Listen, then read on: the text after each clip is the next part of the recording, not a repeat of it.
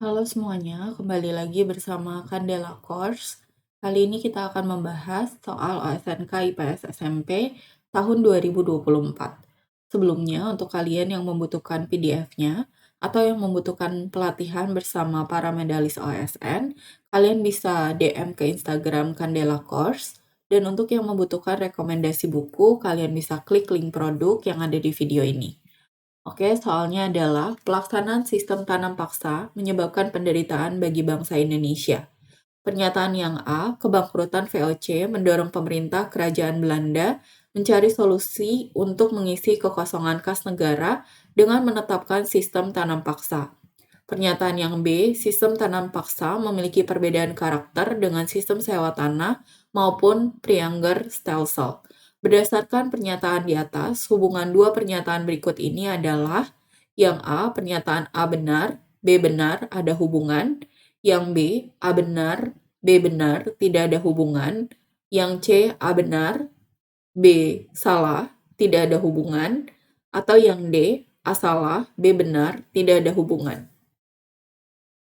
Kebangkrutan VOC mendorong pemerintah kolonial Belanda menerapkan sistem tanam paksa atau kultur stelsel untuk mengisi kekosongan kas negara.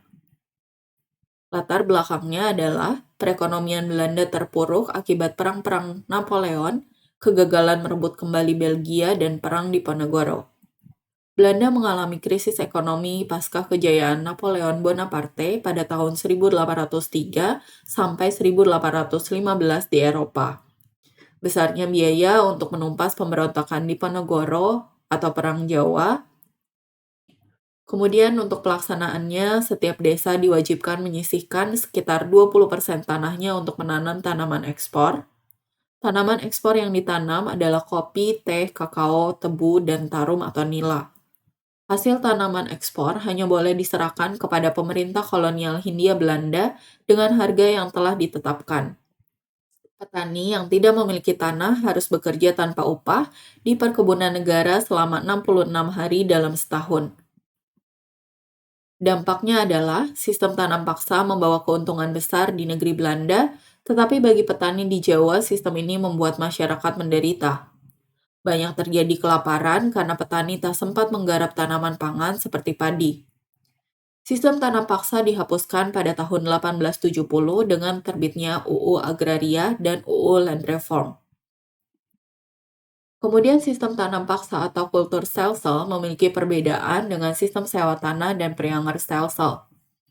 Perbedaan dengan sistem sewa tanah adalah sistem tanam paksa mewajibkan rakyat menanam tanaman ekspor tertentu, sedangkan sistem sewa tanah adalah kesepakatan antara pemilik tanah dan penyewa. Dalam sistem tanam paksa, rakyat harus membayar pajak dalam bentuk barang hasil pertanian, sedangkan dalam sistem sewa tanah, rakyat harus membayar uang sewa. Kemudian perbedaan dengan Prianger stelsel adalah, dalam Prianger stelsel, rakyat Priangan diwajibkan menanam kopi dan menyerahkan hasilnya kepada VOC. Dalam kultur stelsel, para bangsawan tidak diikutkan dalam memimpin produksi tanamannya, sedangkan dalam Prianger stelsel, kalangan bangsawan Sunda dikerahkan untuk memimpin budidaya kopi. Kultur stelsel adalah peraturan yang dikeluarkan oleh Gubernur Jenderal Johannes van den Bosch pada tahun 1830. Dalam sistem tanam paksa, rakyat diwajibkan menyisihkan sebagian tanahnya untuk ditanami komoditi ekspor, khususnya kopi, tebu, dan tarum. Dalam sistem tanam paksa, rakyat harus membayar pajak dalam bentuk barang dalam hasil pertanian. Jadi, untuk soal ini, pernyataan A benar, pernyataan B benar, dan tidak ada hubungan. Jadi jawabannya adalah yang B. Oke, terima kasih sudah belajar bersama Candela Course. Jangan lupa untuk join member, like, share, komen, dan subscribe. Semangat!